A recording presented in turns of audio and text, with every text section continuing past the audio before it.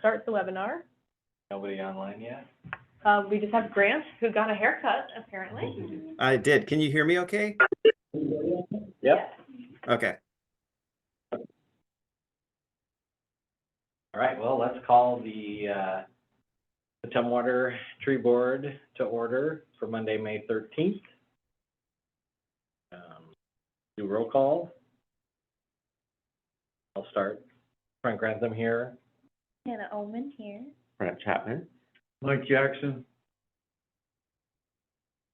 Tanya Nazawa is not here, and Brody Koval and Jim Sador. Any changes to the agenda? Okay. You guys review the meeting minutes? More or less. Yeah. I'm in that camp. Yeah. You want me to make a motion to approve the meeting minutes from January 8th, 2024 and March 11th, 2024?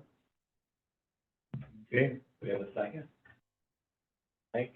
Oh, Jim Sador's here. I don't think so. Second. Okay. Brett Chapman. Jim, we're voting to approve the meeting minutes from January 8th and March 11th. All those in favor of approving the meeting minutes, say aye. Aye. Opposed?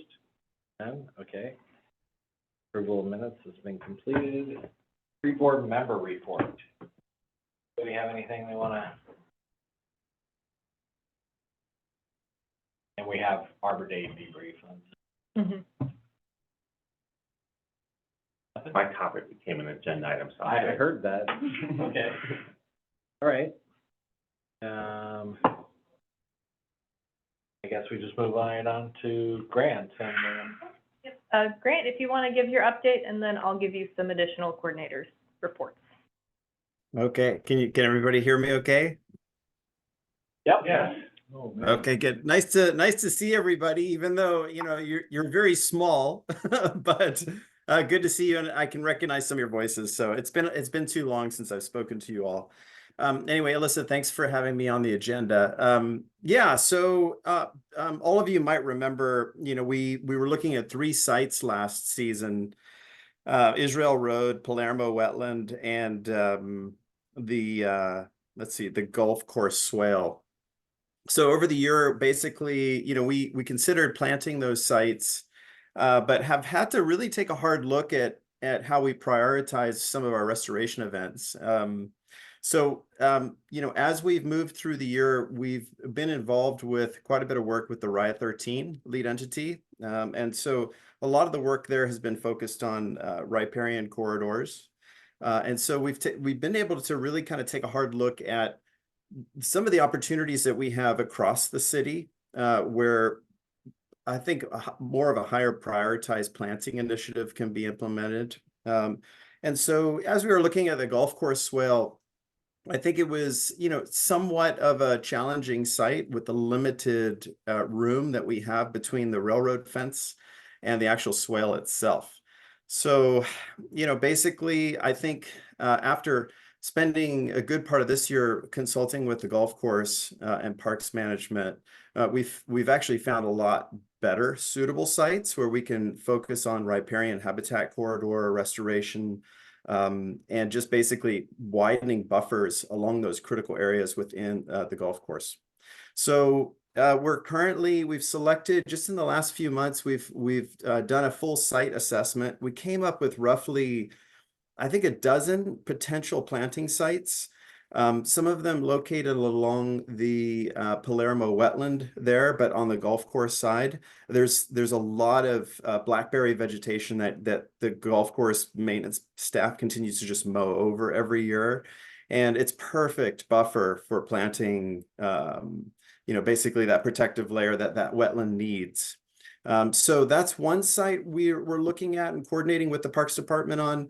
And then there's several other sites that keep popping up, actually, and Patrick Soderberg's been helping me really kind of get a perspective on gameplay, as well as Eric Thompson down there, because all the plantings we do at the golf course has to be really considered with a kind of a very scrutinous process, because they have to be really careful about what we put in, for good reason. That golf course is designed a certain way. So, but we have identified 4 particular sites along the Deschutes River, and then of course along the Palermo wetland there, that the Parks Department has said, yes, we've got the approval to go ahead and plant. So we're currently now in this process of developing a more formal planting plan for those locations. But that's going to take a little bit of coordination over the next probably month to 2 months, where I'll work with the golf course staff to basically identify specific native species that we can plant that will work in those locations. And then, of course, once we do that, I'll be able to send them over to Alyssa and the rest of the team for peer review, and then hopefully they'll be put in front of you all, because I'd love to get everybody's input on these projects.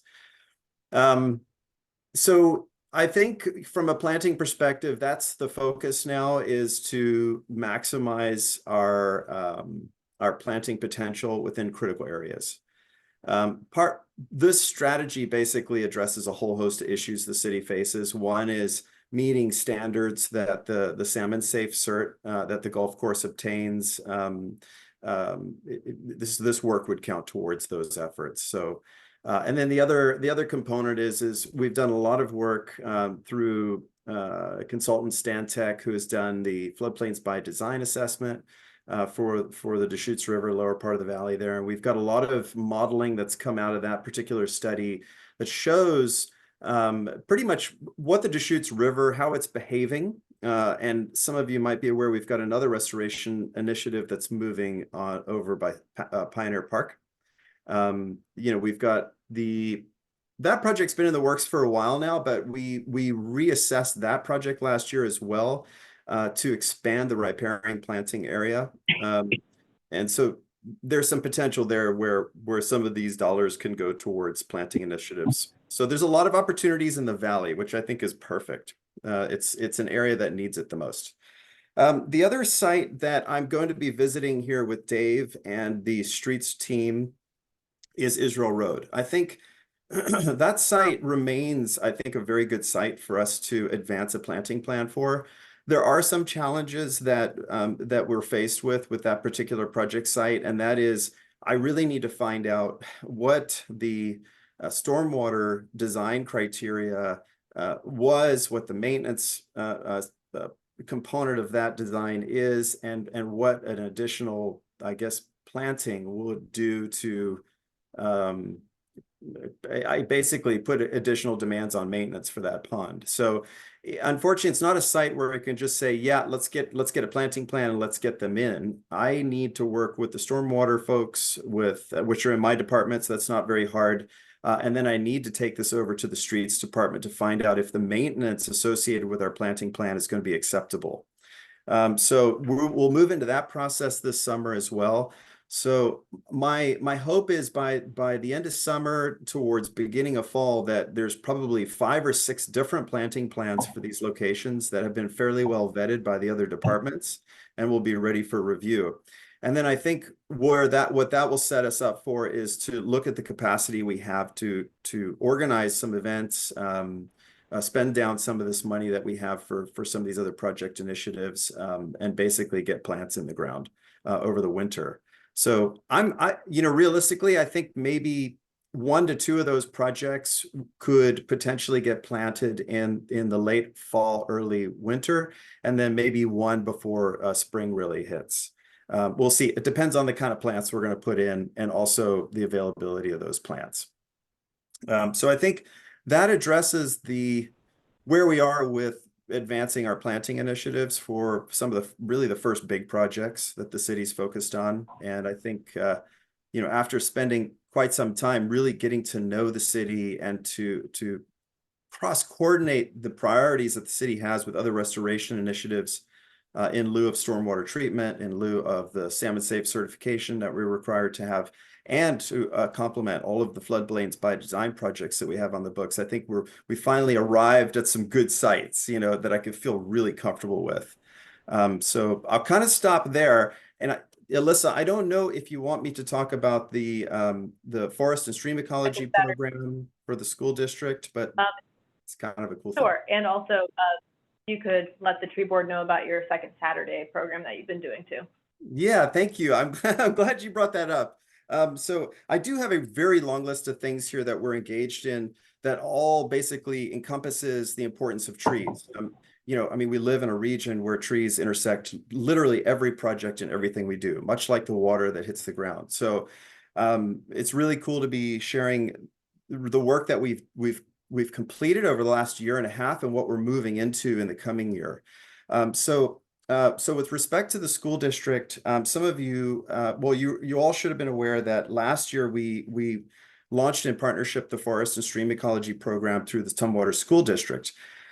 We actually had some members here who participated, and that is going to be taking place again this year. It was so successful.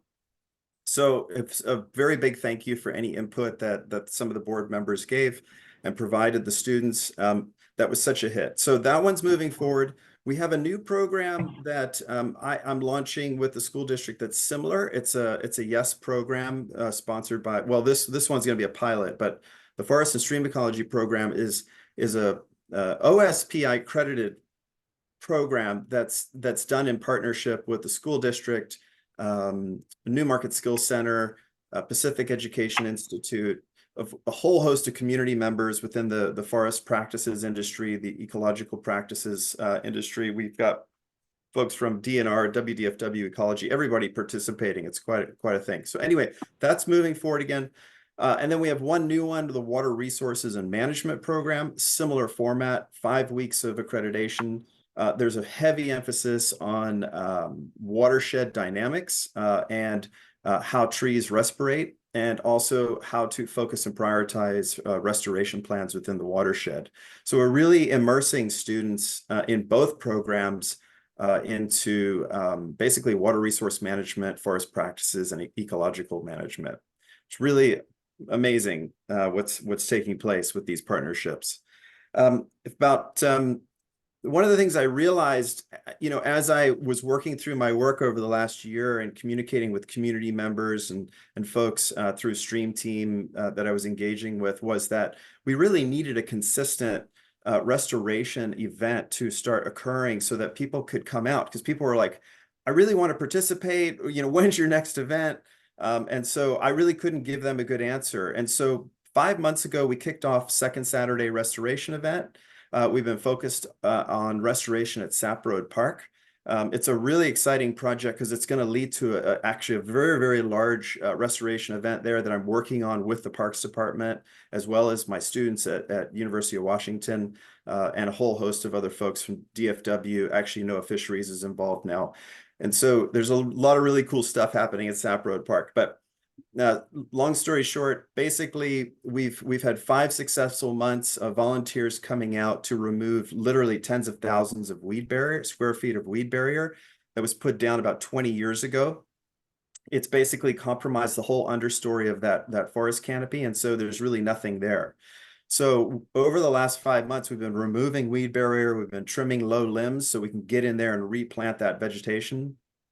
And some of those trees that aren't healthy will either come down and lay down in the forest so that they can serve as nitrogen fixers and nurse logs and all those things that we're hoping to accomplish out there. But nice, consistent restoration event occurring. The restoration plan out there is going to incorporate a whole host of different features within that park.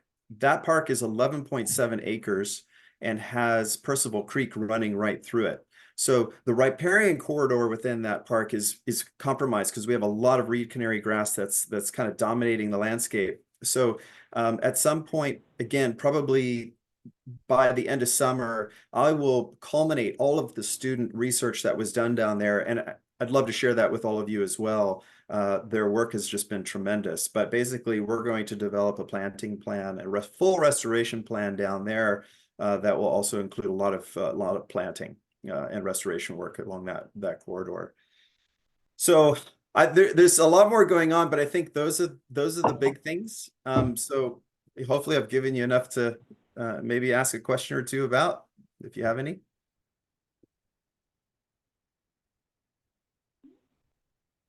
Where along Sap Road is the park that you're referring to? Yeah, so Sap Road Park trying to find it. is a small park that's located, oh gosh, well, we'll have to share the actual address, but there's a lift station there, a pump station. And are you familiar with Trosper Lake? Yeah.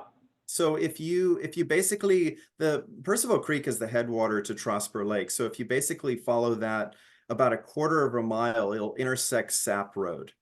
And so just where Percival intersects Sap Road is basically the start of that roughly 12 acre park. It's like 11.7 acres.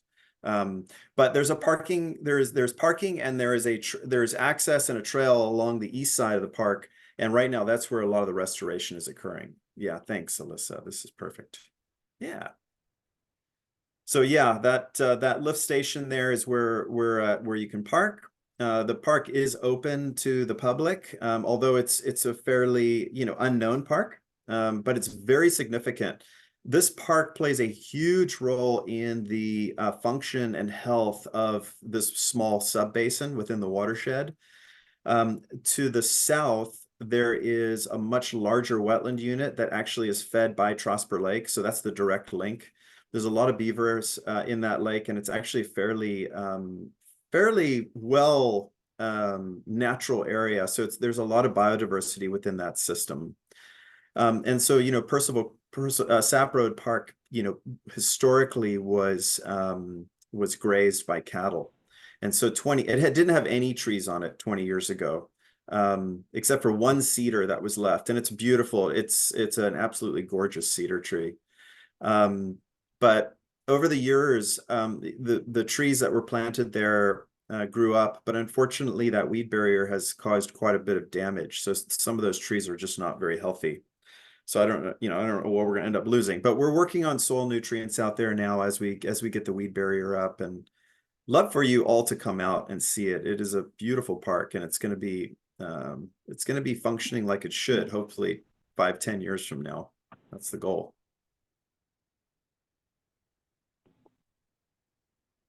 Sounds like a good idea for our summer field trip, one of our stops anyway. Yeah. Yeah, I'd love to share it with you. Like I said, I've got quite a cohort of students that have done a lot of research there with respect to fish habitat, riparian restoration, all with a focus on beavers, because basically the park is very well suited to bring beavers back. They used to be there, and so we're working with Fish and Wildlife right now to entertain a couple different options for a beaver dam analog to bring water levels back up. So, and that approach works well with the floodplains by design initiatives, where we're looking to store more water for longer periods of time. So I could go into a lot, but I'd be off subject. So. Grant, you mentioned the goals of the park. Can you just tell us what it sounds like? This is a wildlife natural area as opposed to being a recreational picnic community park. Can you clarify that? Yeah, I mean, to be honest with you, it's because it's predominantly, critical areas, right? It's a very sensitive riparian corridor that has salmon. We have fry and reds in there right now, reds and pars in there right now. And then of course it's a degraded wetland. So the goal is to focus on getting the riparian corridor and that wetland functioning properly again, so that the invasives or the monocrops of like reed canary basically start to dissipate, so we can get some more vegetative biodiversity in there. We want to really see it function properly. The other aspect of this is that there's a spot within the wetland unit that is perfectly suitable once we bring water levels up to relocate some of the Oregon spotted frog that we have in our jurisdiction to this park. They're not that far away right now, and so the goal is to try and increase that habitat. This park in particular is actually it's really a learning lab is what it is. And so the school district, we're working with the school district right now to develop some learning initiatives around it. This site is one of the sites that the forest and ecology students engage with to do their restoration work. So it's really more of a learning lab right now, but the neighborhood to the east, as well as, folks who know that it's there, they come in and they walk their dogs and they bird and, they use it. There's a trail that goes along the east side. And then you can enter on the west side, and there's this raised mound that overlooks the entire wetland. It's really a nice vantage point because you can identify all the different ecotones within that park. And so that area is a great place to gather students and teach them how riparian corridors are supposed to function, what invasives look like, because there's quite a few invasives there right now. And then, of course, jump into a whole host of topics, wetlands, amphibians, beavers, you name it. It's an amazing place to be. But I'd be happy to give you all a tour and really give you the rundown of what's developing. And the best way to do that is while you're on site. You really have to see it. Great, thank you. Any other questions for Grant? I'd just like to say I appreciate that the Israel Road project is still a high priority. I'd like to advocate for that site just because of its high visibility for, I don't know how many thousands of people go down Israel Road every year, but I think we get a lot of mileage out of that project for interpretation and appreciation and learning just because of its location. And I appreciate you sharing some of the challenges, but hopefully you can work through them. Yeah, they have been challenges, but I think, when you look back on the history of the city, the Water Resources and Sustainability Department is still pretty new. So a lot of the departments across the city, are getting to know us still and to get to know our capacity and our skill sets. And so it's been really amazing. I'm not with the city for 2 years yet. June will be my 2-year anniversary. And the relationships that are developing with folks within the city that work in the engineering department, community planning and development, and parks, is really starting to form how well projects can be coordinated across departments. And I'm super excited because everybody's talking now. And we're all understanding kind of some of the limitations and the issues that each department faces when we look at a project like these. Because it's not just putting plants in the ground. I mean, at the end of the day, it sounds simple, but there's maintenance, there's costs, there's management, there's stewardship. I mean, there's a whole host of things that have to go into these sites, because if they're not cared for, those planting efforts that we do will be lost. And it's very easy, to put plants in the ground and then say, oh yeah, they're going to grow. But no, they don't. You have to irrigate them. You have to manage it for several years before they can sustain themselves. So I want to make sure that when we do approach these projects, we've got everybody on board, and we've got our investment pays dividends, right, at the end of the day. So in more ways than one. But thank you. I appreciate that. Yeah. Anything else for Grant? I don't think All so. right. Good. Thank you, Grant. Thank you, Grant. Thanks for having me. Well, hopefully I get to see everybody in person soon. Yeah, Good. awesome. Okay. Take care. Thank you. I have some other updates. It's still coordinators. Okay, I think it's this one. Right. First thing for me is just bringing attention to this new updated schedule. I had told you all previously that June was when we were going to be restarting the code discussion. Brad has asked for a little bit more time. They're having a hard time filling a position that would help. If you all don't know, we're also doing the whole comprehensive plan update, which has a lot of new requirements. That's taking a lot of Brad's time. So we have done kickoff meetings with SCJ and with Watershed, which now has a different name, to start amending the existing contracts to make it so that there's enough time to continue working. And we are starting to have some conversations internally, but it will be August, I think, is when Brad is hoping to restart that discussion. So You'll see that the August 13th meeting is a joint meeting and it's on a Tuesday. But the rest of them, to the best of my knowledge, are still remaining on a Monday and aren't joint meetings. I kind of find out a little bit before they happen anyway, so I'll keep reissuing this whenever there are changes, but that is the main change. I don't really have any topics for June, unless you all have anything that you want to suggest. We can talk about that, but it's TBD for that at the time. But then July 8th, I hope to have the urban forester job description vetted from my supervisor to come before you all to have some commentary on what that looks like.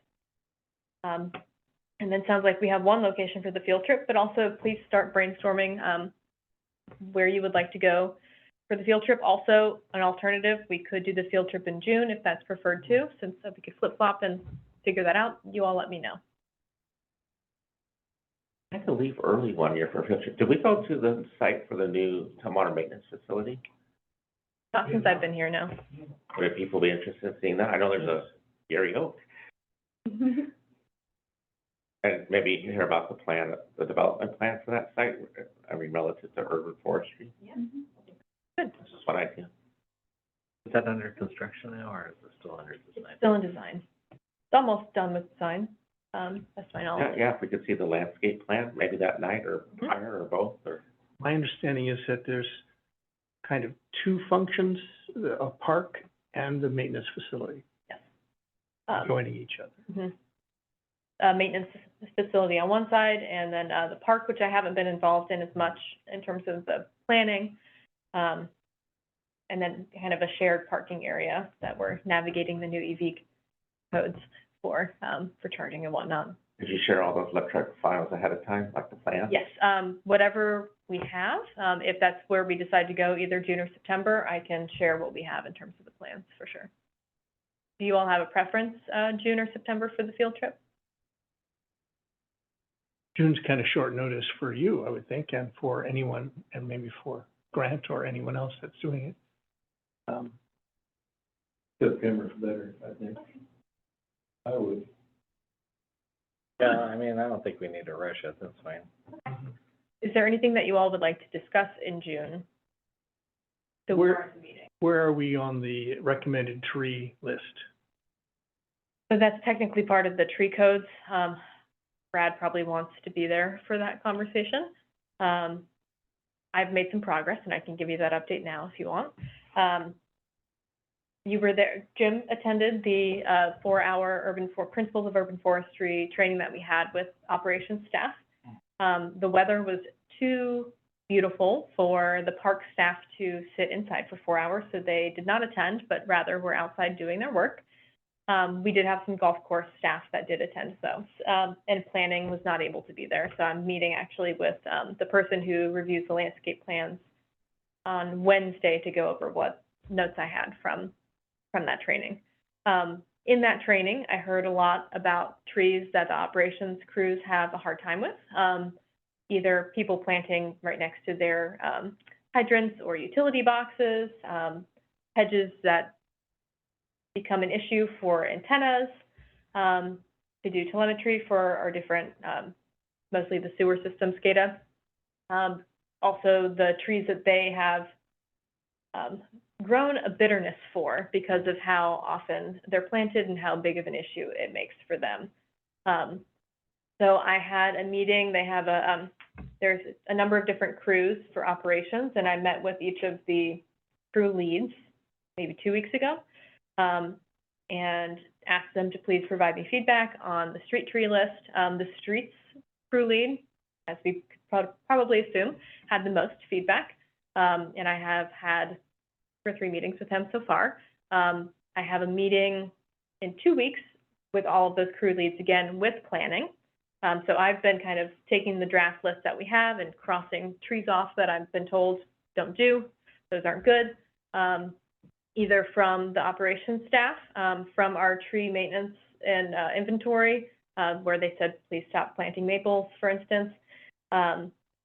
Also from Amita, the intern that came and spoke to you all for climate change hazards. And I've also reached out to DNR and gotten some perspectives from some of their community and urban forestry staff on our list. So dwindling kind of the numbers, having some suggested additional ones, and we'll meet with planning, the operations staff and planning, and then we'll bring you a much improved, but maybe shorter list in August, hopefully. Unless it's too late, do you strike out what you're recommending be removed rather than remove? I printed it and I have a marker. The digital copy I'd be is still there. interested to see what is removed or suggested for removal. And find a way to show that digitally for sure. And the, I guess one of the issues there is, how do we market that? Because, as we've discussed, the majority of the trees in Tumwater are on private property. Mhm. And so where we can say, yeah, we're not going to plant these trees on public property, the homeowner goes to Home Depot and buys whatever they have, which is often not something that we want to have planted. And that's the, can we communicate with retail at all to influence what they sell in our community?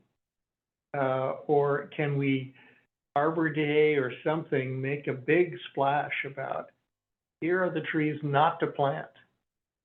In some way that, one of the issues there is, how do you educate someone at the moment they're making the decision? So that they don't make a long-term mistake, buy a tree that's gonna be a year, 100 years, and cause the city lots of problems. Something that I heard from the ops crews is that even the trees that we want the most of can still be planted in a way that creates a problem.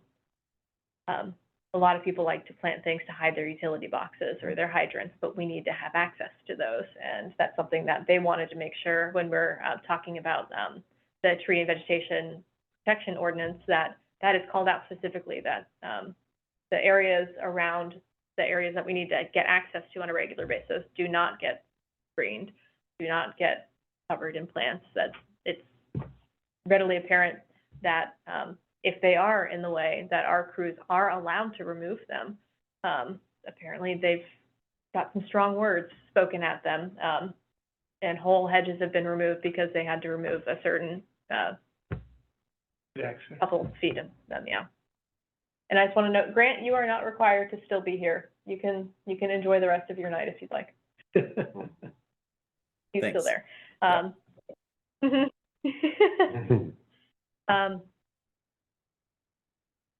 Much more on the codes soon. I wish that we were making progress on it faster, as I'm sure you all do too. I have other updates.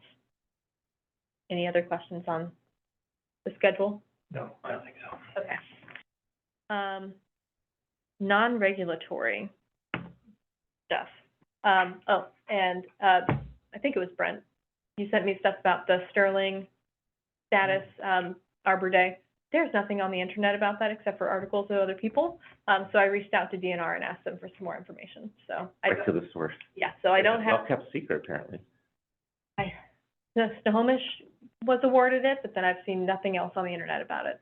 Maybe people are interested in what you're talking about. Describe, yes. Sorry, there was an email that he sent me that no one else saw. But I'm not supposed to communicate outside the Yes, meeting. would you like to describe where you learned about it? Well, I don't know where I saw it, but apparently there's a higher level of Tree City USA category called Sterling that is available in the Washington State, and maybe 5 communities have achieved that. And I have no idea what you have to do to achieve this higher level. I think one of them was just having a really robust urban forestry plan, which obviously Tumwater has now, but there's probably other criteria. But I just thought it piqued my interest in whether this board would be interested in. I mean, maybe it's a slam dunk, maybe Tumwater already meets all the criteria for that level, maybe they don't, maybe if we're only one checkbox away, we get it, if that's even desirable for us or the city council or the city. But it was intriguing to me that there's this whole nother level that obviously is not well known or publicized or. Next year would be our 30th year as a Tree City That's gotta USA, be so it something. would be a good time. Yeah, Yeah. So you did, what did DNR say about it? I looked into it today. Oh. I have been a little off. Okay. So I hope to bring, information that DNR provides me either via email or in our next meeting. Squamish was getting good publicity over it. Another item that I have here is non-regulatory incentives and programs. So I wanted to, I think I told you all about the grant that we got from the Forest Service that's being passed through the river network, and that we had some things we had to work out. I just resubmitted for the third time, some changes to the narrative in the grant, to try to make it work for us. And I wanted to show you all this map if I haven't shown it to you yet. Have I shown this to you all yet? So, Okay. So, there are a lot of different federal tools. Let me back up. The River Network is giving us this Forest Service grant as a pass-through. And since we got the grant as a pass-through, we have to meet the match waiver requirements, which is that our work needs to benefit disadvantaged communities. I had initially written the grant so that we were providing extra incentives to people who were low or moderate income. That's not how they want to do it. Instead, they wanted to use federal map tools to determine geographic areas where those incentives and those benefits would be utilized. We went through, we have the state environmental health disparities map, tried to use that because we have some bad diesel air quality related things in Tumwater because of I-5 being right in the middle. We're in the 80th percentile nationally because of that. And trees can help with that, but they didn't want to use state tools. Then I tried to use a number of other tools and try to puzzle piece them together. In the end, this is the best I got, working with the Forest Service and the River Network, where the orange area of this map is where we can apply the funds.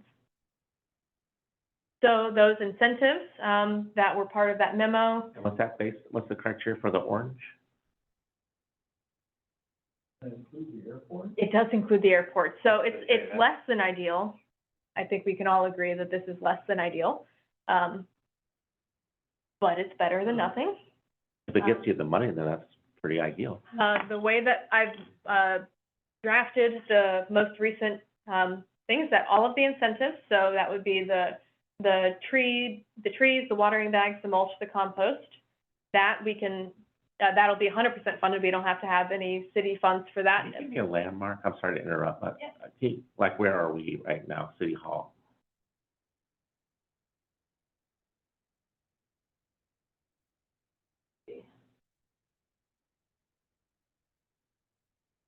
oh, there's L and I. Yourself, Oh, we're right here. here's L&I.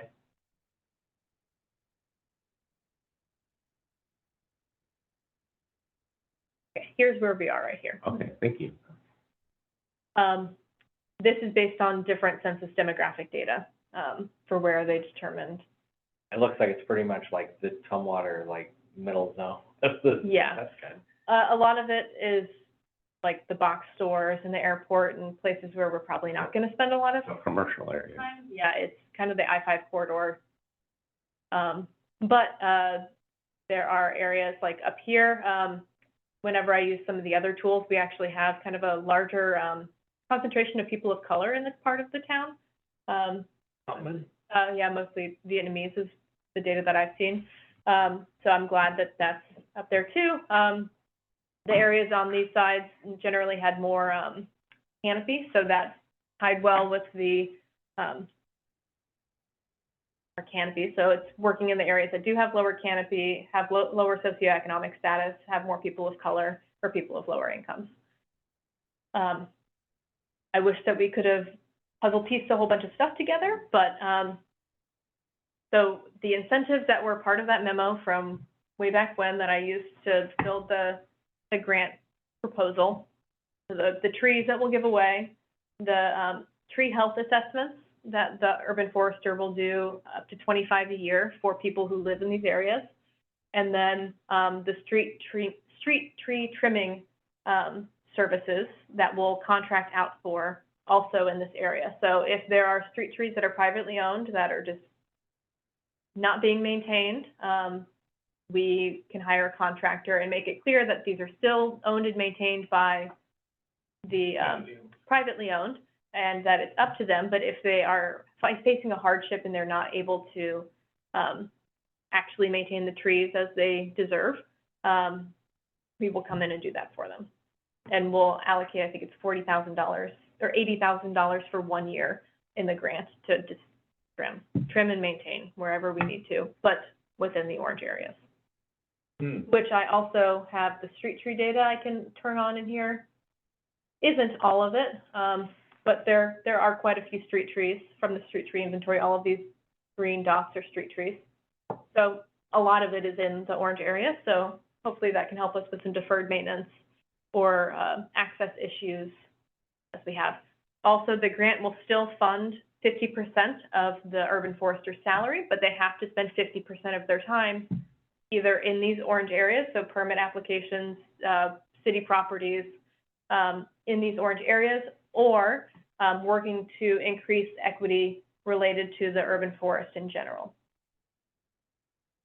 How about the orange areas outside the city? We are not required to do anything there. Oh, And this okay. is using national data, so you can see that there's all of these orange areas are the places that are considered disadvantaged communities for the Inflation Reduction Act with the EPA.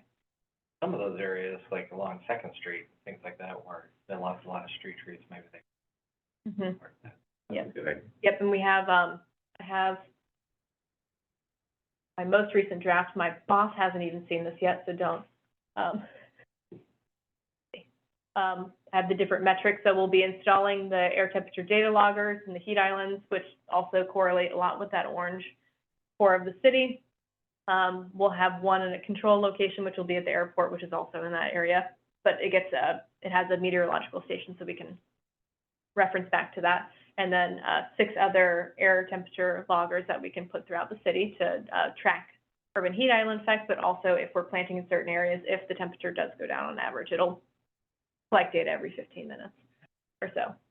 We'll hire the full-time urban forester. We have a number of permit applications, development, landscaping plans that they're going to look at. Number of trees planted in disadvantaged communities, so that's outside of the ones we give away. So if we need to add more street trees, it would be in those areas, and we're trying to do 250 additional trees assessed. Then we have the tree canopy equity program, which is distributing the trees, the watering bags, the mulch, and the compost. Doing the tree health assessments for private property owners to help them be less afraid of their tree and help mature trees stay there. That'll be provided by the urban forester free of cost.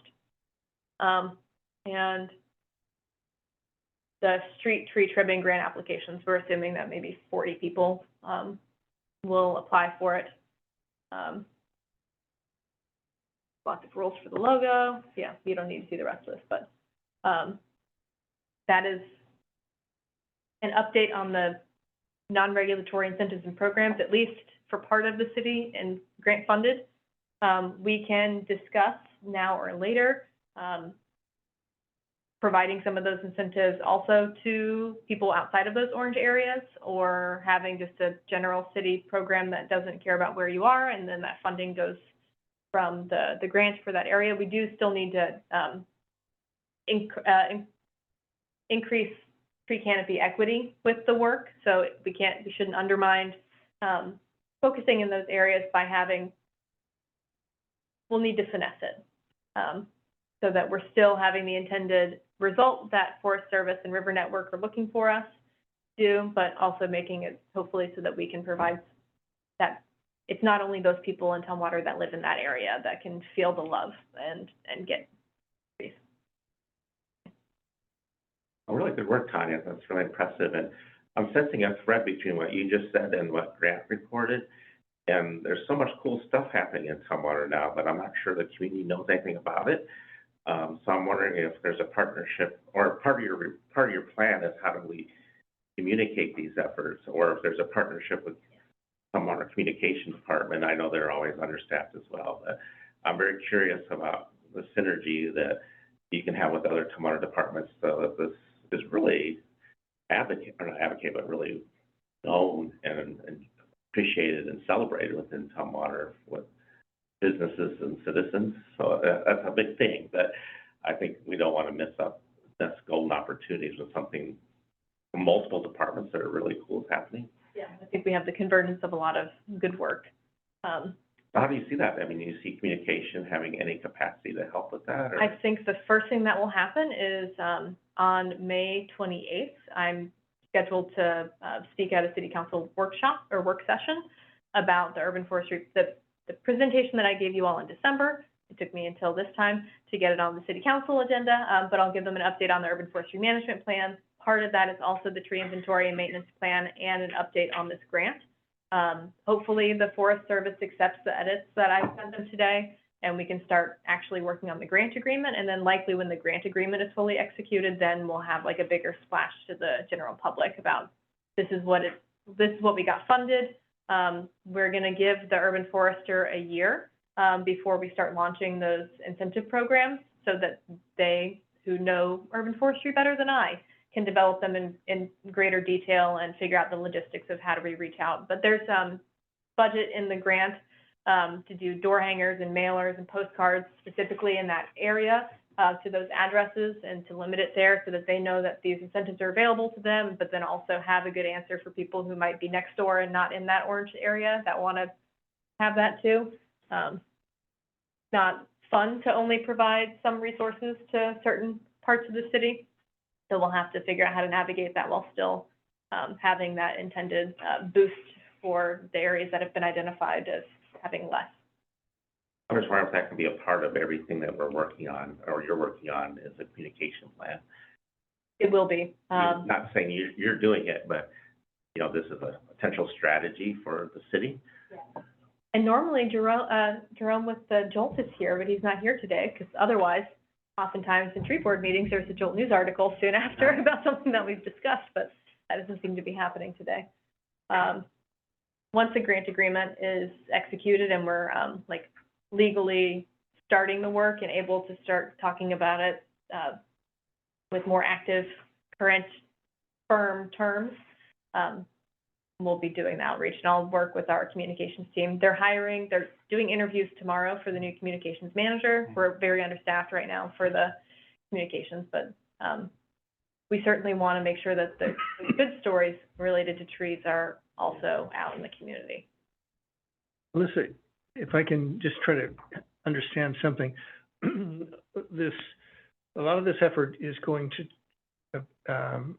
is trying to reach underserved or low-income people with trees.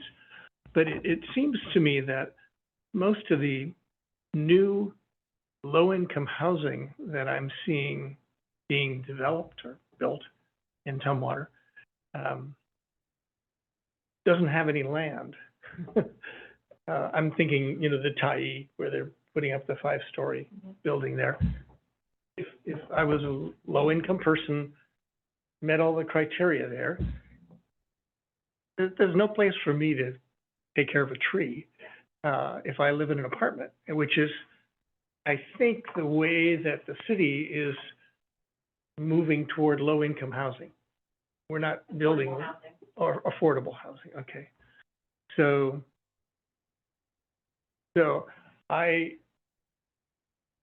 it seems to me that as we have affordable, high-density community developments, there is value, but there is great value to having plants around them. But the resident, the low-income resident, has no power or influence to take a tree or water a tree or plant a tree in those developments. Is there the thought that part of creating these affordable housing communities is that there are areas around them? There's generally open space that is required. They have to have a certain amount of open space. That could be stormwater, it could be multi-use. Trent probably knows about it a little bit more than Yeah, that's what I'm kind of, I just don't see it, or they're on Tyee next to Home Depot. Right, you probably, it's probably inside, but yeah, it's like 10 or 15% has to be devoted to open space. It looks like it's just asphalt and five-story apartments. yeah. I mean, I'm sure it's there. But I thought, well, there's undeveloped property on either side. Is that going to be the planted open space area? Or does that open space have to be within the boundaries? It's gotta be within the property line. Oh, wow, I just don't, Because otherwise, the other, yeah, property could be developed and you Yeah, can't bank on that. exactly. So it has to be within the property itself, and it's a certain allocation. but it looks like, they're building that Tyee building right up to the sidewalk. Yeah, There's like nothing between it and the freeway practically. Right. And I thought, well, planting across the street, can we, put more plants in there to buffer the noise and the heat and everything from I-5 between the freeway and those five-story apartments, which is, we're gonna do again here on the other side of Israel. But there's gonna be a buffer, my understanding here, Certain setbacks that are required, yeah, Between- 15 feet, around that whole thing, yeah. I don't know how they got that building built right next to the property line, but yeah, it just, I can't think of any other place in Tumwater where. everything across the street though is probably Wausau property, so. Okay. And can we work with WDOT to plant on their property, or is it, that's? You could try, their yeah, responsibility? they don't like trees. One, because, they are hazards, like if you run your car off the road and run into a tree, yeah. And they also are very sensitive to people camping on the side of the road. so. Okay, So it brings up a point on the, I don't know the name of the development that's going north of Tumwater Boulevard, but that's gonna be a higher development, right? sorry. And in theory, that allows more open space, or maybe it just allows more five-story buildings. But there's already a prime urban forest that could be protected around these five-story buildings. But I haven't seen the plans. I don't know how much of that forest is gonna be protected around the perimeter, if any. I'm unsure. I was just reviewing this evening the last hearing on what's called, Yorkshire Apartments. And it says, Is that the one north of Tumwater Boulevard? yeah, it says there'll be a 4-story mini storage facility will be separated from Tumwater Boulevard by the existing heavily forested strip of land currently owned by the city as unopened right-of-way. I don't know what an unopened right-of-way is. That must be something that you can't, like, cut through. Okay. The forested strip will effectively buffer the mini storage facility and the remainder of the project from Tumwater Boulevard. They're saying the city will do that. Or they're saying that the property, Between the development and Tumwater Boulevard is owned by the city, and the city is gonna take care of screening this development. I am not looped into these conversations, or the hearing examiner, or looking at any plans until a tree board member asks me Maybe that's, can we look at that in June? Is that far enough along for us to look at? Their bulldozers moved in yesterday. Oh, well, the plan has been approved then. Now, there's signs up saying road, trucks entering the roadway at the. It could be a good case study to learn from for, It's gonna be something. How wide that strip is? I know when they say mini. Yeah. Mini storage facility. Oh, mini It says, storage. yeah, heavily forested strip of land. Currently owned by the city. And would there be somebody from the city that might give up 30 minutes of their evening to I'm walk sure us Alex through it? would, yep. I will ask, it's on my list of action items from this. I don't want to speak for the group, it's just an idea for June, since it's right around the corner from us. Well, and I assume that, of course, what's happened at the Home Depot 5-story building now has moved south of Tumwater, or north of Tumwater Boulevard. And there's undeveloped property immediately to the south of Tumwater Boulevard, which I assume it's just gonna continue with 5-story apartment buildings, in Tumwater, lining I-5, until it gets down to that. Commercial zone around 93rd. There's a big development going in, 170 houses across from Black Hills High School. Yeah. Sienna, That's right? county, right? That's not in the city. But maybe it's urban growth area, I assume. It's probably urban growth area. Oh, another one in addition to what just went in? No, well, 3 phases. Oh. and it's privately, the whole development's privately owned, Right, yeah, they're rentals. like 200 houses. There's a lot of people living there already. Yeah, they've got like 30 workers.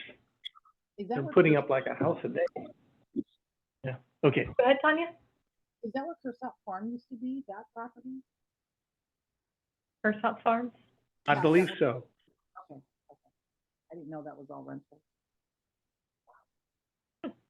Yeah, that's all rentals.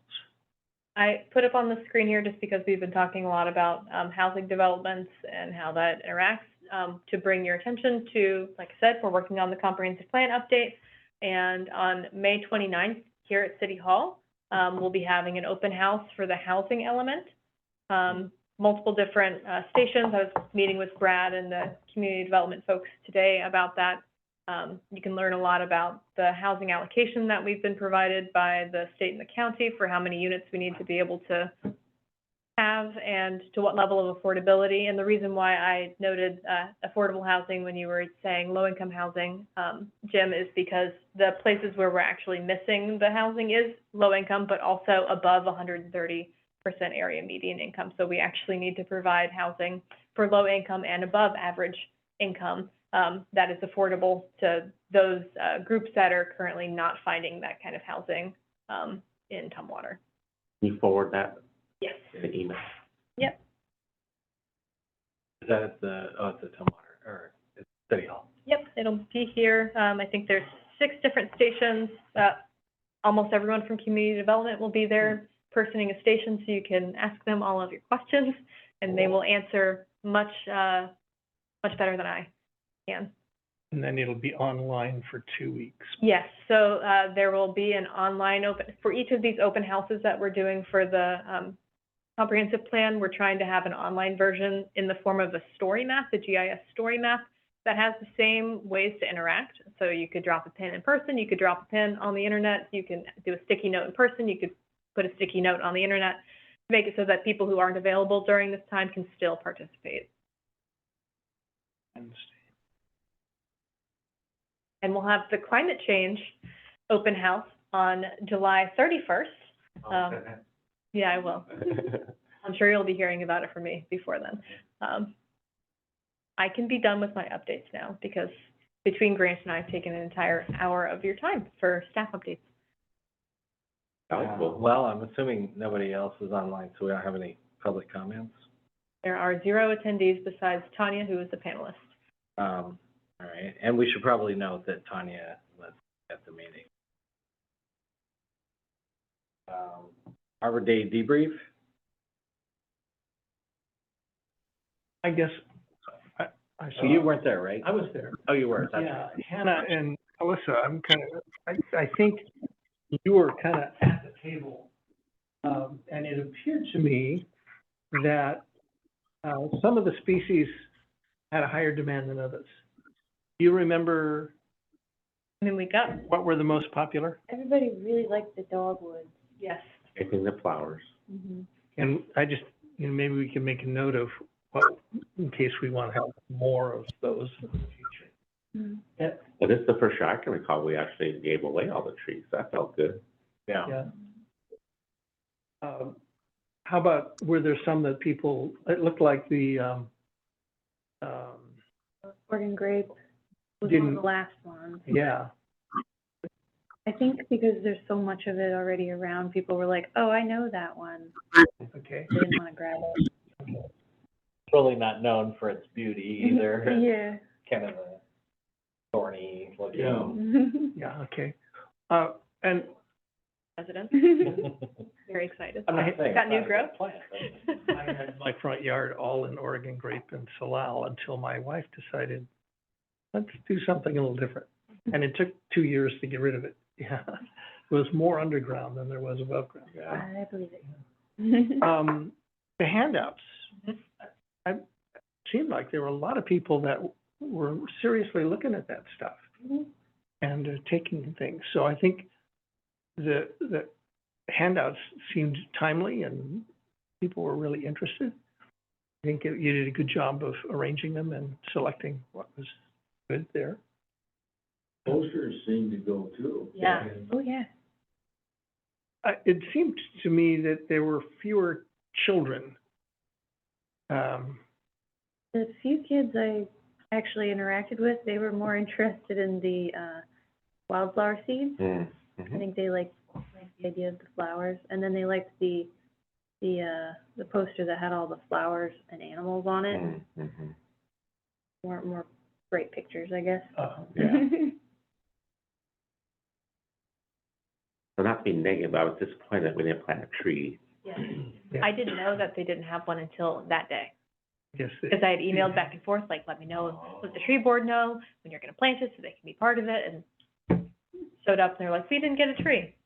Did we take, you know, that next year? I will ask, make that an action item for myself. that would make sense, I think. Yeah. I mean, just get the blessing of where the good spot to put it. Yeah. Again, I was wishing that,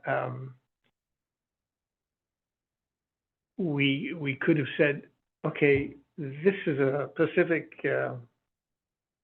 myrtle, what was the, Wax myrtle. Big wax myrtle? yeah, there's one over there, you know, or, Wow. you know, if we kind of thought, I wonder if the city could keep one of everything that we give away and put it in the ground someplace, maybe at the historical park, if we're gonna continue to meet there every year. And in the future, we'd be able to say, yeah, this is the plants, these are the plants that were planted last year or 5 years ago or whatever, as an example to people so they could say, oh, yeah, that's what that looks like, or that's what it's gonna look like. Of course,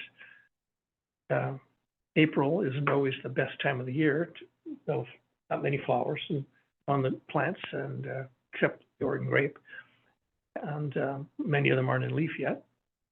But just a thought, if we could incorporate that maybe into the planting a tree, let's plant one of each of the plants we give away. Take one home, put 5 plants in it, a bouquet of Arbor Day plants. And maybe that's silly, you know, I'm not sure. That's a great idea. You know, Trent might say, you don't plant one plant, you know, you need to plant 6 or 8, or, you know, have a cluster of I like to plant things in odd numbers, 3 to 3s, 5. 5s, 7s, yeah.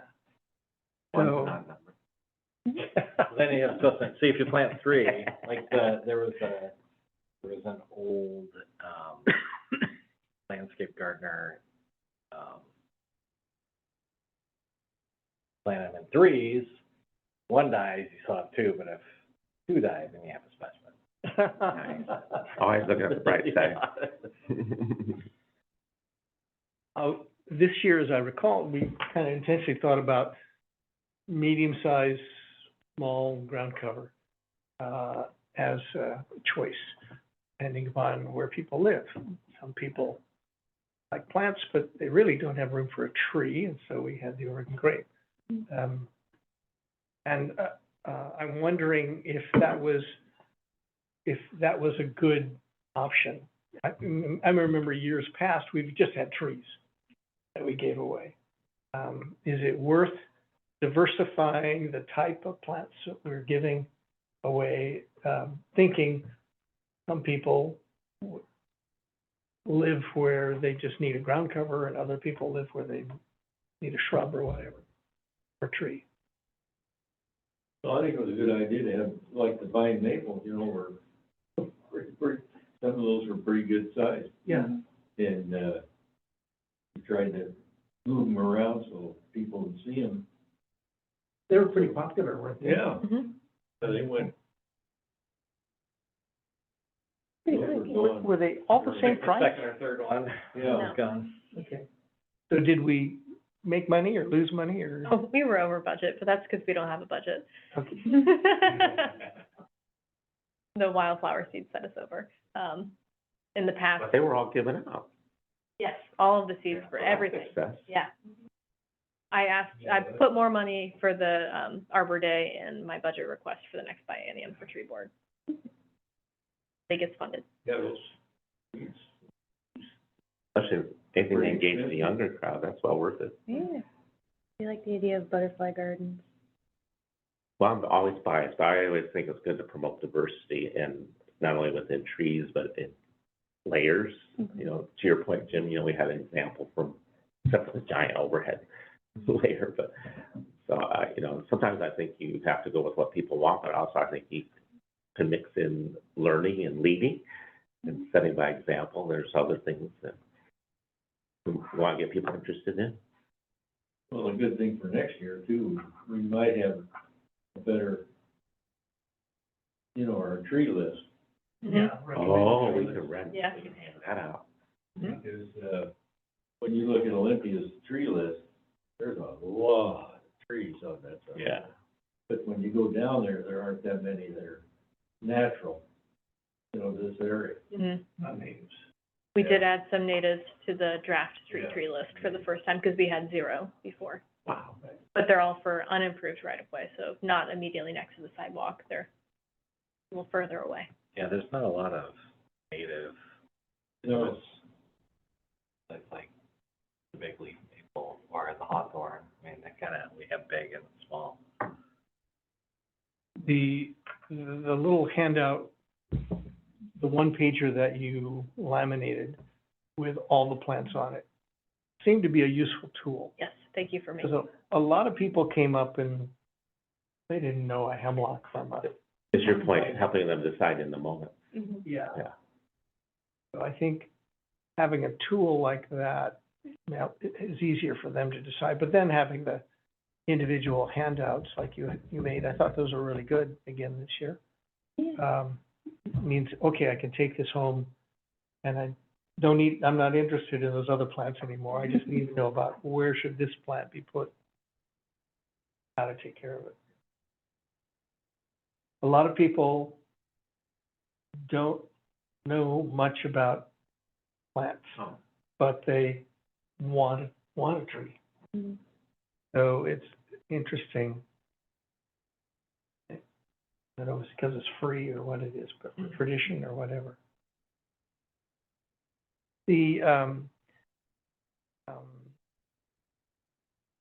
Earth Day people, do you think we served them well enough? I was a little concerned that, when they came back from doing their berry pulling and stuff, many of them wanted plants. Did they have an opportunity to get a plant, you think? Some did, but some didn't. I think the ones that did were the ones who stopped with us first. And then, maybe if we had like a little reserve section for like, if you're gonna volunteer, name on this plant and we'll have it here, so it's not sitting in someone's. Cars, and then when, Then they did their work. they, They knew. yeah.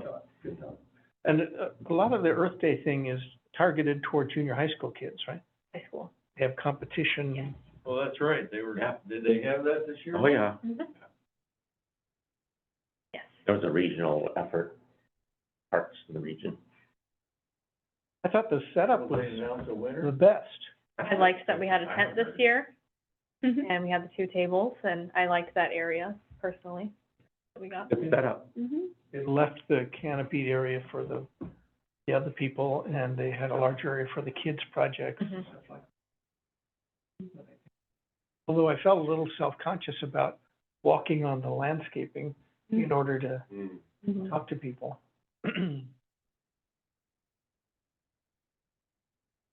Weather was perfect. You know, that's gonna be hard to match. Yes. Yeah. Yeah, other than not planting the tree, I thought it was super well done. You didn't have any surprises when you picked up the trees this time? No. No, it was good, and they all had leaves, so I could tell which ones were which. Before Jim's beautiful labels got in. Yeah. And the last year, it was tough for me, being so new and them not even having leaves. Well, out of all of them, there was only one dead one. Yeah. Wow. Sorry, I didn't catch that when I was loading the truck. Yeah. I think we, if I remember right, in the, Tumwater on Tap, there wasn't any mention of Arbor Day. The month prior, there was, but not in April. Okay. And did they think it was addressed adequately in March? Or would they run out of space, or? I think we were just crunched for April, and I wrote all of the articles for the April one, and I think I overlooked it. And we didn't, it was in the prior year, Yeah. didn't work. Flipped my mind, other people's minds, didn't end up in there. But, I mean, we sold out, so, I mean, it wasn't like nobody This might came. be a dead end. I know we've talked about it in previous years, maybe, but I'm always jealous, envious, whatever the word is. Lacey has a giant banner across College Avenue for their Arbor Day. And I know we've talked about previous years. Did we decide that we can't do it in Tumwater? We'll keep asking. So far. Well, the we've been new getting roundabout on Trosper might be a great place to put There it. you go. They don't really have anywhere that you could hang something across. Yeah, there was Well, there something used to about that. be Tumwater Boulevard. There, it's still there. So that is owned by, that's Parks. Parks owns it, and we have to have something flashy, wonderful enough. I've been told no in the past. Arbor Day's not flashy enough? I think it is.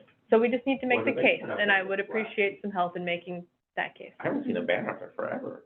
Easter, I think it's also around the same time that there's other events, so there's like Oh, some the Easter competition. egg dash or roll or whatever. Oh. It's theirs. Seeing any banners. But Parks is doing an activity with us at the same time in the same place. What, seems like we could co-advertise. I will, maybe if we do a co-banner, that might be what gets it, There you go. since we do the joint events. So I will Maybe ask. we have a little corner down there of free treats. Earth Day And Arbor Day. Since you asked for more money, maybe you can pay for an eighth of the banner. I'll put in some more money then. I just put in what we paid this year. But that would, I mean, thousands of people would see that.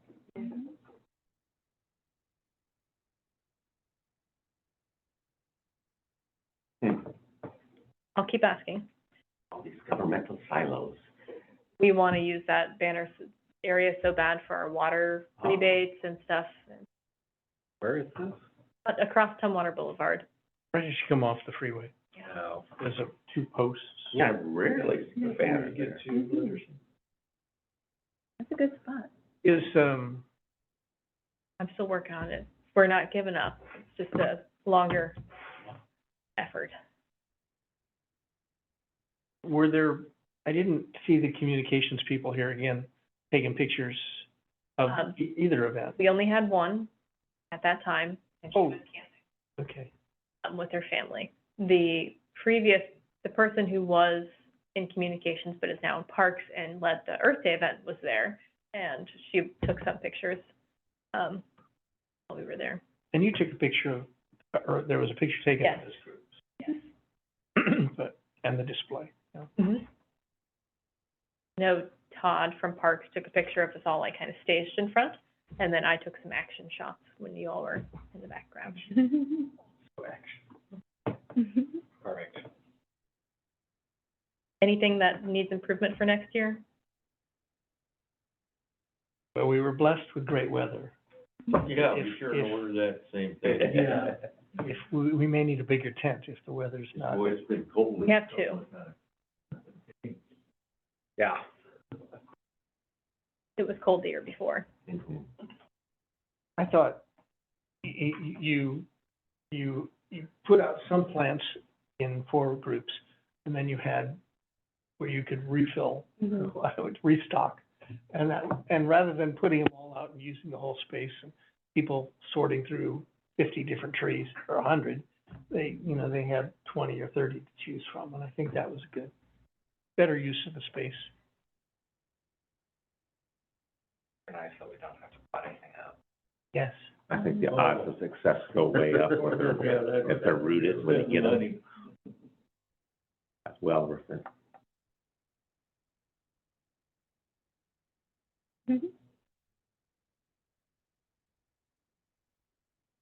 All right. Roundabout landscaping. So I was traveling through Tumwater one day and enjoying all of our beautiful roundabouts. Many of them are highly aesthetic and great examples of layering and, but there's one roundabout that is barren, and that's the relatively new one, maybe not so new anymore, at Crosby and Barnes. And I asked, let's do a little research, so she could probably do a better job telling the story than me, but apparently it was required to be put in part of the traffic mitigation from that giant new apartment complex that I don't know the name of on Crosby. Oh, Crosby Crossing, that sounds right. So I was wondering, scratching my head why there wasn't a landscaping in there. It was gravel and weeds for a while, or trees if appropriate. So Melissa, maybe you can take the story from here, why there's no trees or landscaping, and what maybe the tree board can do to help move it in a green direction as opposed to a concrete direction. So, when I asked about this particular roundabout, which is at Crosby and Barnes, That's on the Tumwater Hill? on Tumwater Hill, towards, 101 and 5, It's south of community college. yeah. I could pull up, You can pull it up, Yep. right? let me- Not a giant island, but it's, No, but it's pretty very small. compact, Yeah. which is one of the reasons why it is the way that it is. So let me, Crosby, this one. Correct? Oh, yes, does it have okay. any island plantings as well as the center, or is it just the center? Seems like there might have been some islands that were bare. I think it's just rock. But, no, they're paved, Oh, the little islands are paved. I think, right? Is there paving in there? Is that, no, it's just all gravel. Yeah. I know that someone has planted, because I used to live on the street, and there were tulips and it was just gorgeous. Nice. It made me very happy. So that's it, yeah. Is it right here? So this, and there's one other that's Oh, like this that I okay. found out in my research on 93rd, associated with the, truck stop. Both of those were private development, that were required to do this as part of their project, but the landscaping was not required. In both cases, they're rather small roundabouts, and, I'll read what the engineers told me. That there's this approach geometry when they're tighter, makes it hard to keep a sight distance.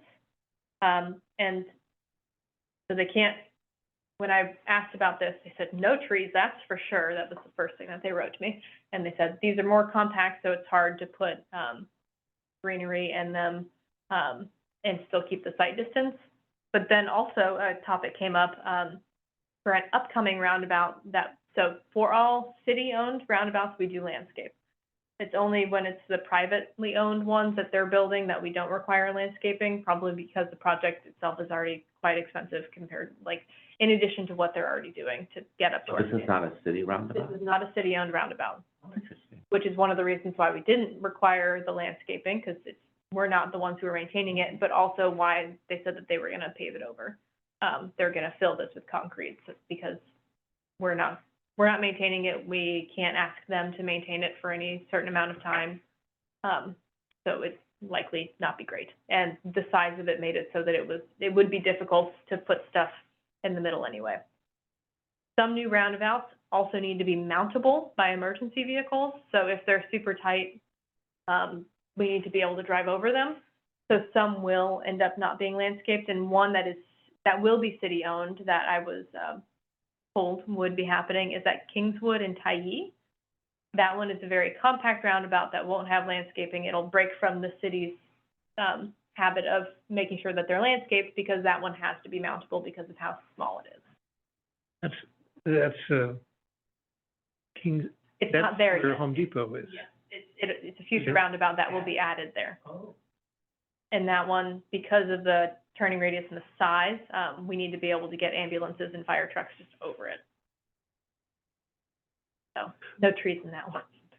It'll be interesting at Trosper, because, you know, even, of course, now you got all the barrels and everything else around there, but since I go through that thing 4 or 5 times a day, 'cause my office is right there,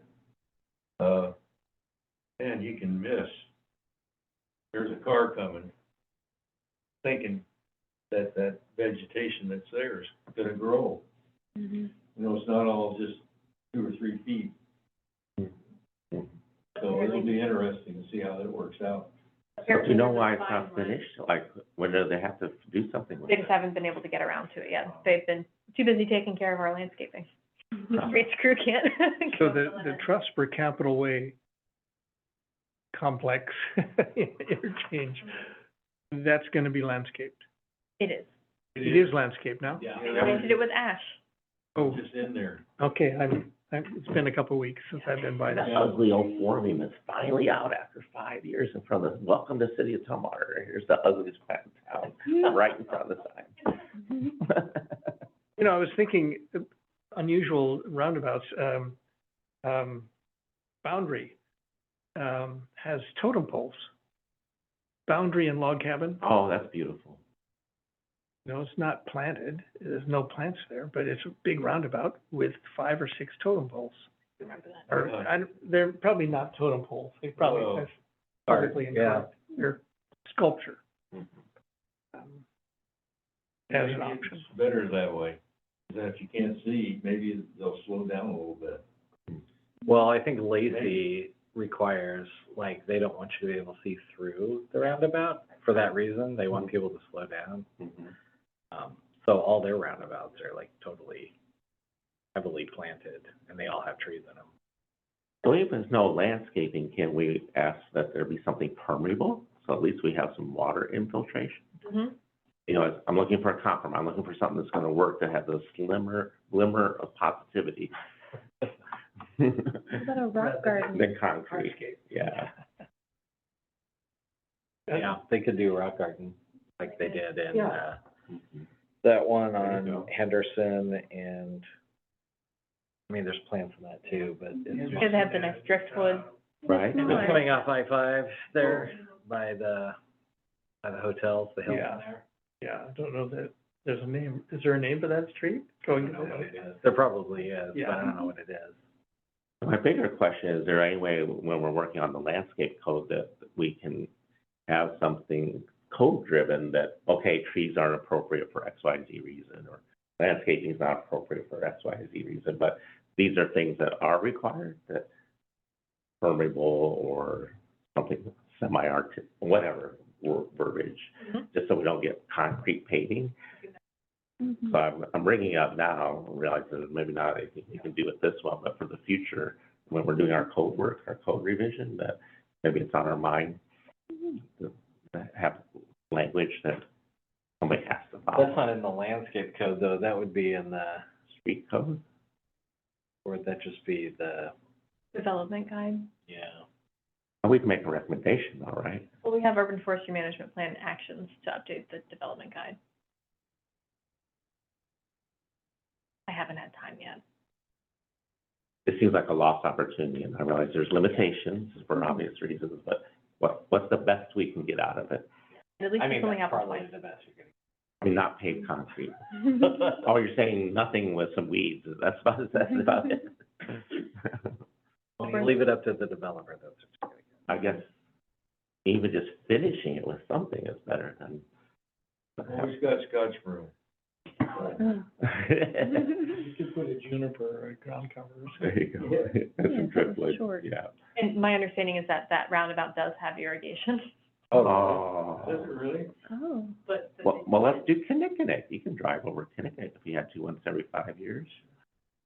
I mean, it's something green and alive that's transpiring. So that's what I'm getting at is, what can we help guide that Yeah, no. meets the restrictions, but More also, asphalt. Fun. I mean, that's so wrong on so many Mhm. things the city's trying to achieve. So what, would a recommendation, a motion help for this particular one? I move that the tree board advocate for the city to put in appropriate landscaping that meets the criteria? For the city to put in, or for that to be required however- for private developer? Private developer in this case. Even if it's something minimal. Yeah. A second. So we're gonna make a motion to require private developments, if they can, to put in softscape as opposed to hardscape. I don't like that if. Wow. Well, you all can make strong recommendations. Yeah, advocate for, Shall. Safety reason, yeah. engineering, legal reason. Yeah.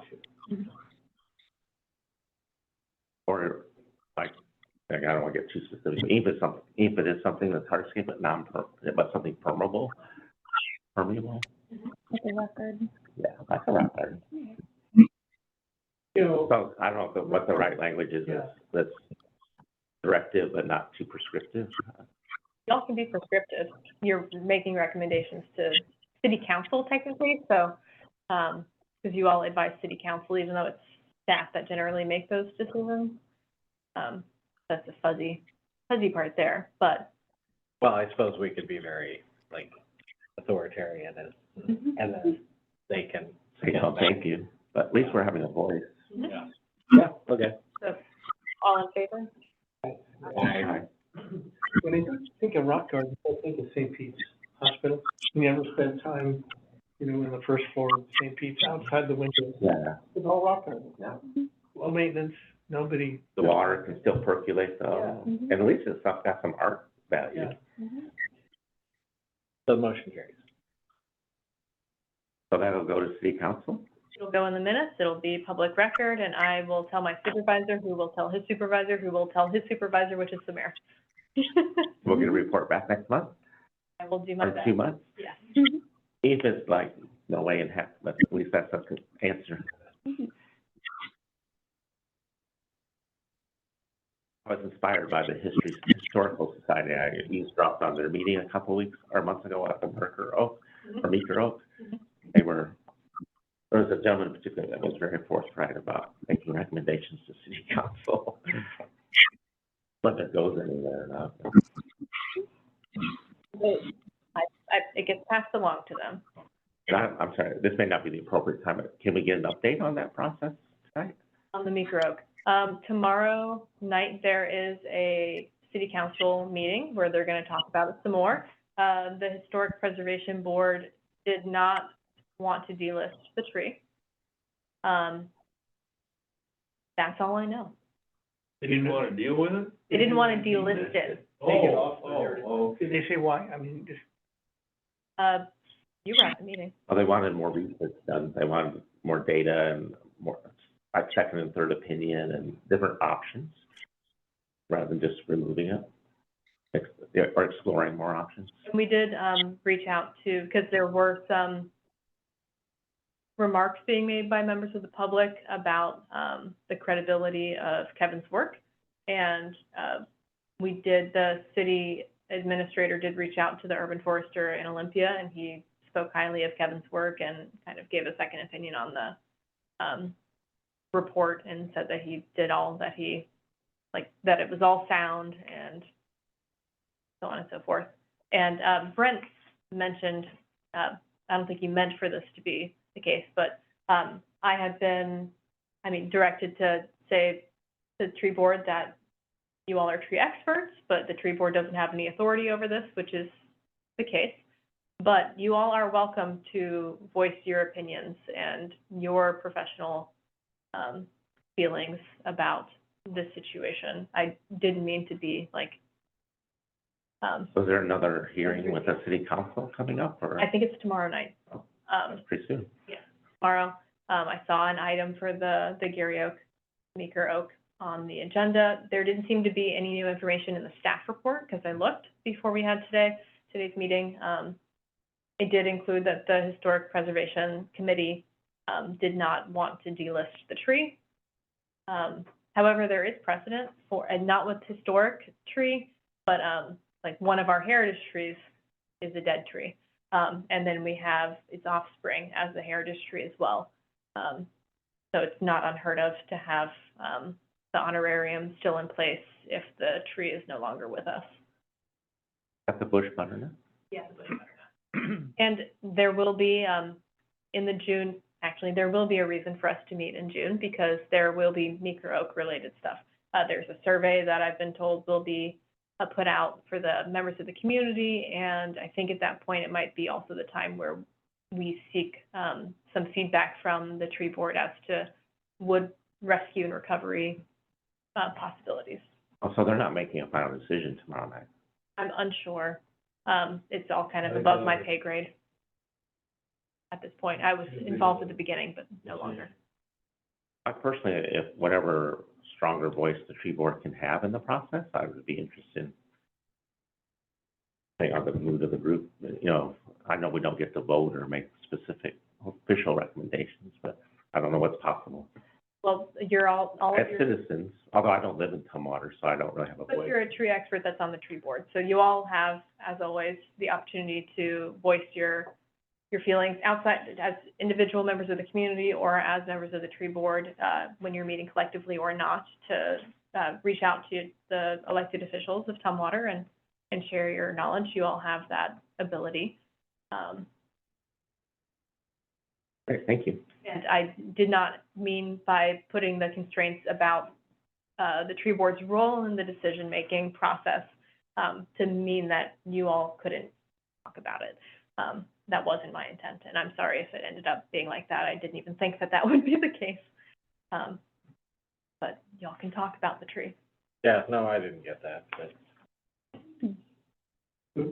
Nancy Partlow, whom we'll talk about her email, I assume, sent me a note last fall, or a month ago, recommending a book, another one of Talamay's books called The Nature of Oaks. I read it last week, and I would highly recommend it to all of you.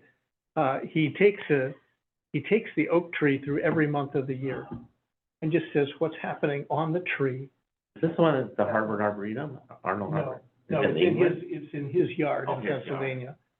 But he's does he have a photo of it? in Yeah. which- Yeah, okay, I think Yeah. I've seen that. There's 12 pictures of the same tree from the Yeah. same place. Yeah. But it's an excellent, The Nature of Oak, you said? it's called The Nature of Oaks, yeah.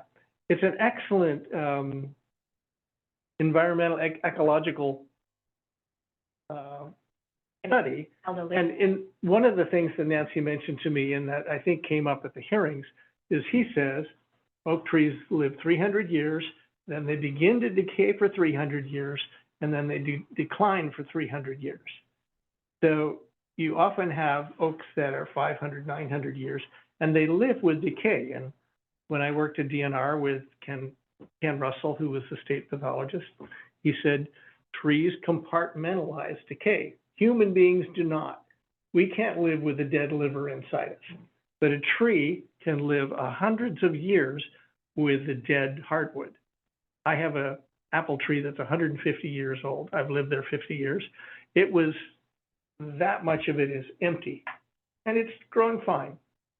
And that's the case with this tree near the Meeker Oak, in my opinion. It's got heart decay in it, which is normal for an oak tree. And it could live hundreds of years with that decay compartmentalized in the center of the tree. However, it's over a highway. That's right. Next to an airport. Well, and then also, Airspace. it's like, they built the road around the tree. Do they want to straighten that road out? No, I don't think. They said none of this was precipitated by any It road wasn't a changes. road. No, it's- Okay. But you know, it's been interesting to watch how that compartmentalized, man, that was a pretty big chunk out of that tree. Last summer. Oh, the No, tail. when it was hit by that car, Oh, yeah. you know, that went over the wall and Yeah. hit the daggum thing, but that was a big hole. And now you notice it. Yeah, Down yeah, this, yeah, so it shows the health of the tree right. is tremendous, you know. But it's just a position. Yeah. I thought they were gonna put a bike path or something along there, and that was in the way. The conversation since June about, potentially removing the tree it's completely about the health of the tree and the risk of the targets underneath. The flip side of that, I mean, this would be lots of money, or, I mean, what the city owns is, can they divert the road even more around the tree? That was, something that some members of the public were suggesting at the last tree board meeting that we had, Mr. Speaking of roundabouts, we have a giant roundabout. Giant parentheses. Well, yeah, at least half of, yeah, exactly half of one. And then you just have to go one way. Byway, yeah. So I think that was what the people were asking, to look at more strategies and more potential for getting more years of safe life out of it.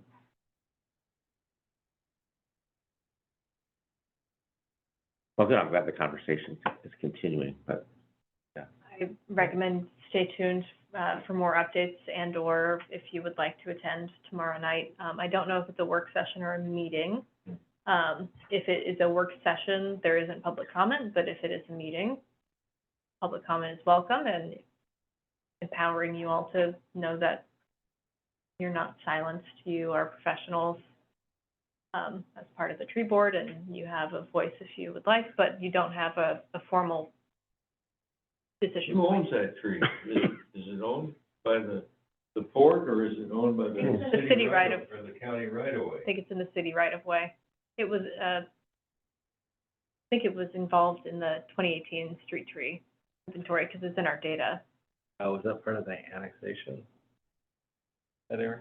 Not sure. Yeah, I think it used to be in the county, didn't it? We can look it up. Because that's yeah, how it my trail. wouldn't be a city decision if it wasn't. owned Should by be the on city. your, the map you showed us. Yeah, I'd have Okay. Earlier this evening, you showed us the heritage, the, taken I-9. Street trees that were marked. 99. Yeah, but that won't show us, it won't show us the property lines, so, yeah. It's interesting, sometimes trees get that big and then they're half in the city. Oh, there and you half in go. the county. Yeah. That's like, No, you take it, no, you take it. yeah, that's like those big fir and elms, Yeah. they couldn't get them because they were in the county. Well, they annexed them and they cut them. That's the way to get around it, huh? Yeah. We have town water. Don't judge me for how I use this, 'cause I don't know the address, but I'm just gonna.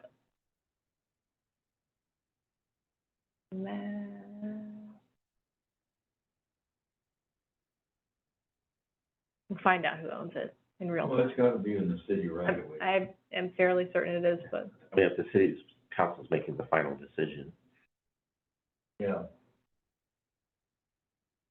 they wouldn't be it making, would be something if they were making a it's decision. for another jurisdiction.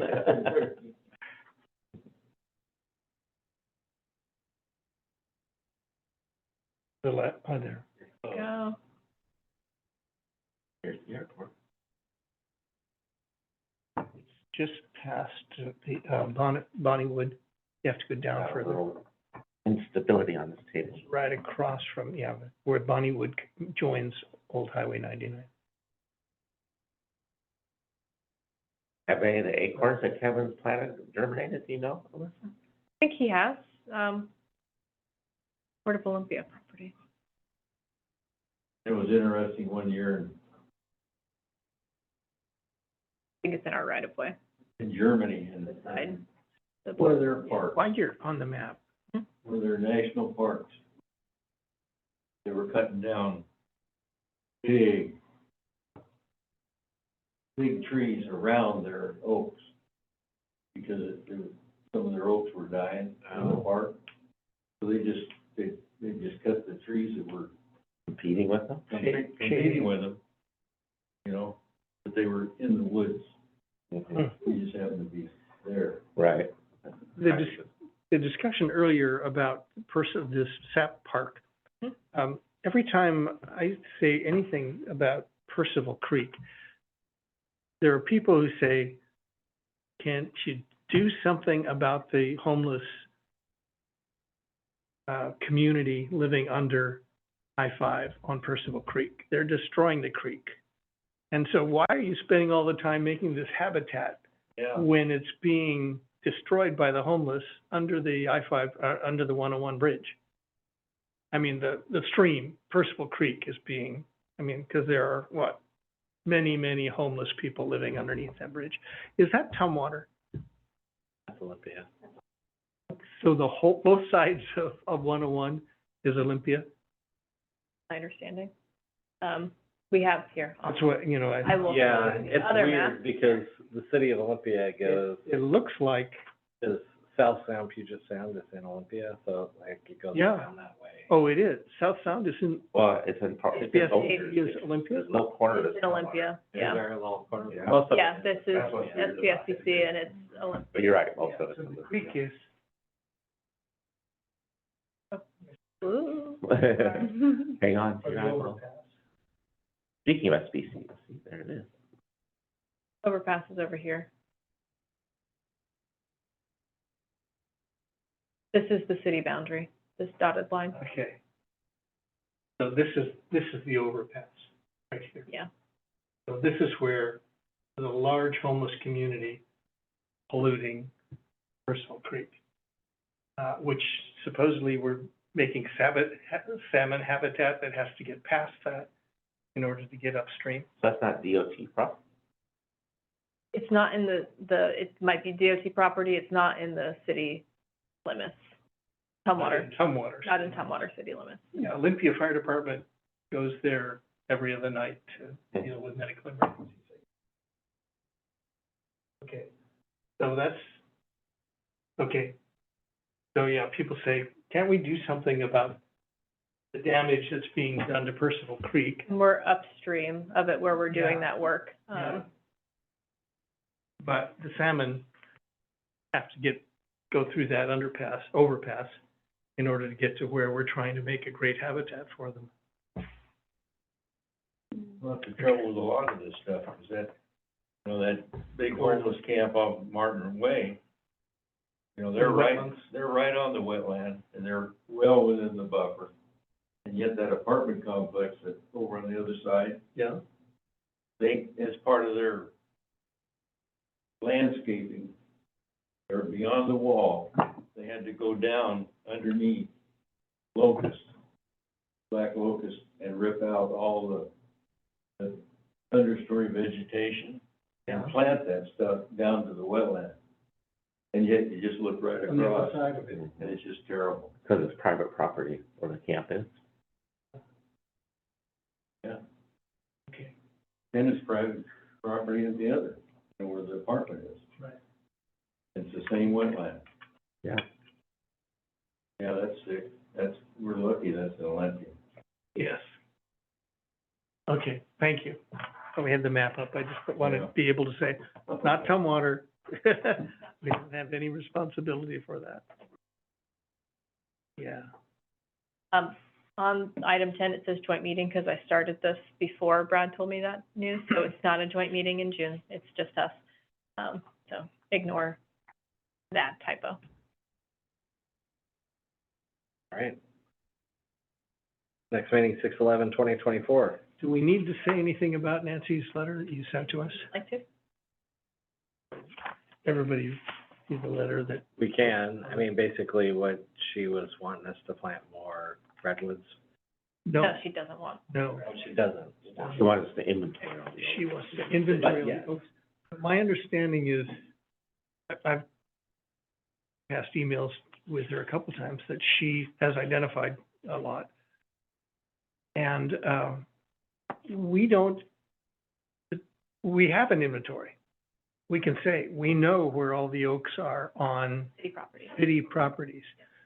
She wants to know where they are not, and she's identified many private properties with oaks. And she thinks that should be created, I mean, there should be some, I think, inventory of both private and public, showing where the oaks are.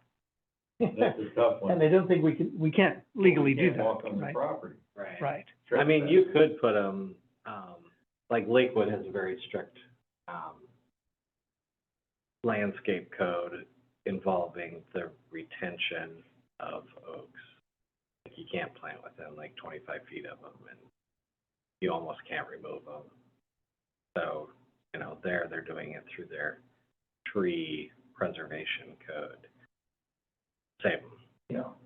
And Nancy had asked if, you know, what I thought of the idea of That's about all we could of do. going door to door and Oh, talking, yeah. just educating people about, you've got a Gary oak on your property, a really unique tree, we encourage you to keep it.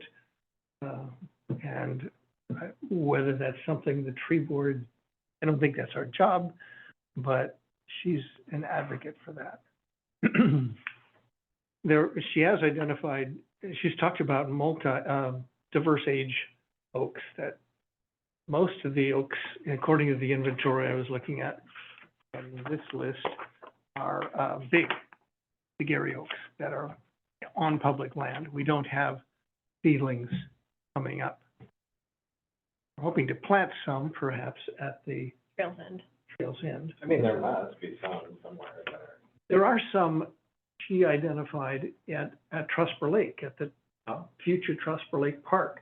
And she's talked to me or contacted me and said, when they develop that park, can anything be done to make sure we preserve the oaks that are growing there now? See, we would have an influence because it's public property.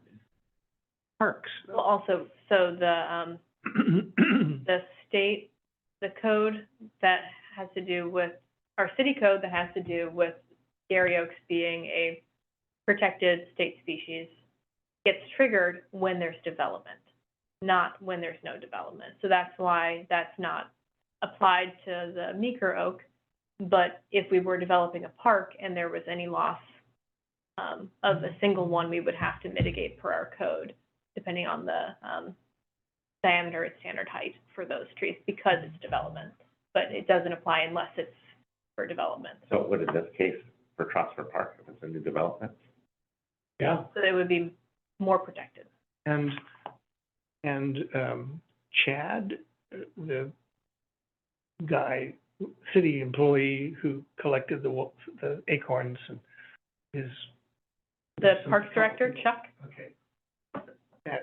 And I assume that we're kind of in that, well, we're waiting to see what germinates and if they survive, and if anything survives from those, then we'll think about where to plant them.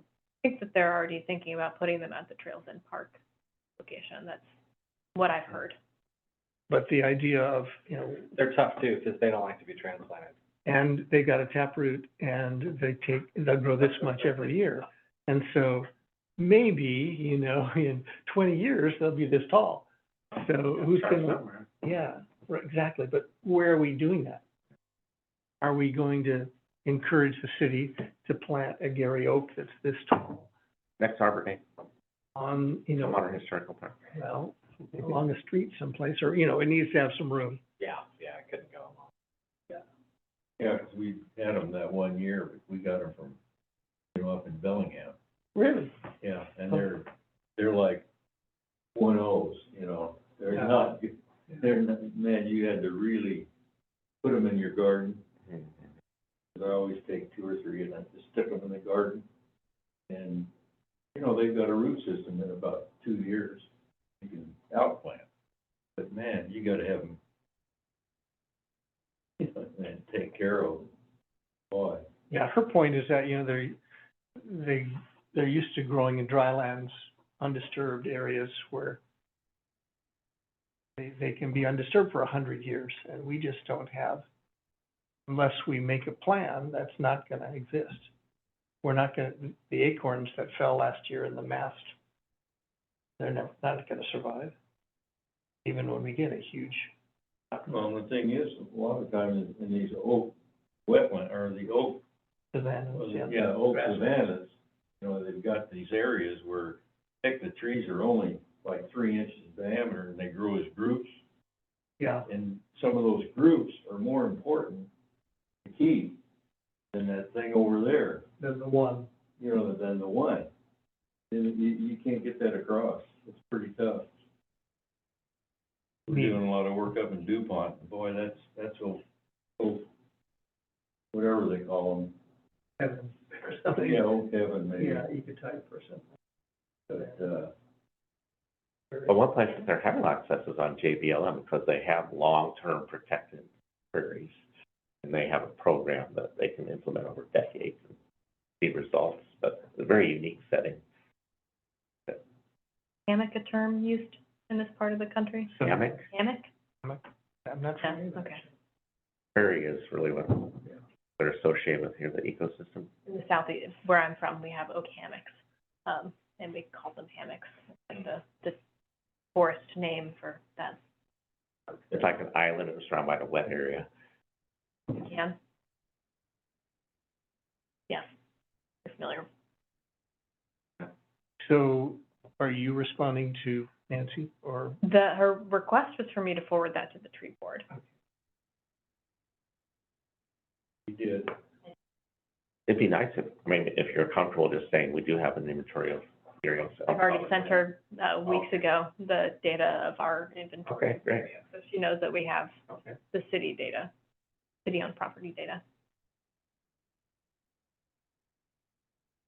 I wish that I had the time to, and the access. Knock on everybody's door. Maybe the urban forester, who knows? They'll be overwhelmed with other Well, things. that'll be a good thing to get him involved in. Well, He can- But that's something that, it's not a Tumwater issue, it's a global issue. But I mean, if DNR or the US Forest Service had, well, Fish and Wildlife, has a handout on oak habitat. If property owner with an oak tree had that article, it might inspire them to I almost get educated and preserve it. I almost wonder if it's more like a community group similar to what you've described that Oak Harbor. Hook Harbor has, that maybe it's like a Friends of Gary Oaks that could form and take that upon themselves as a mission to work on that. There is a network of scientists in the Willamette Valley, Puget Sound that are communicating, I'm on that list, with each other about oak habitat and preserving it. It's just a network. I would like to be able to fulfill every resident's request of my time, but I am unable to. I can't even fulfill all of my requests my own time. Mercer County doesn't have any oak habitat. You got one oak tree, you got a problem. Why do you say that? One is Well, considered you know, habitat. several of these, I mean, you can't, you got a 5-acre tract and you wanna build your house here, and you got 2 oaks down there that you aren't even gonna be close to. Hey, boy, you gotta come up with a plan to protect those 2 oaks way down there, and they got Doug fir over 'em. Well, the only way you're gonna preserve those oaks that are like this is get rid of those fir. But hey, those things gotta be protected too, because of the size. And You do the what you squirrels, can. they need both trees. But I think, having finally getting a urban forester, because those oaks that are behind where the old DOT, Yeah. you go on that street behind, there's some beautiful oaks back in there. On private property. And they're all on private property, but hey, he could walk up and talk to them and have something like we were talking about. Hand it to them and how valuable they are. And hey, squirrels happy. And bugs. Lots of bugs. Mm-hmm. Love oak trees.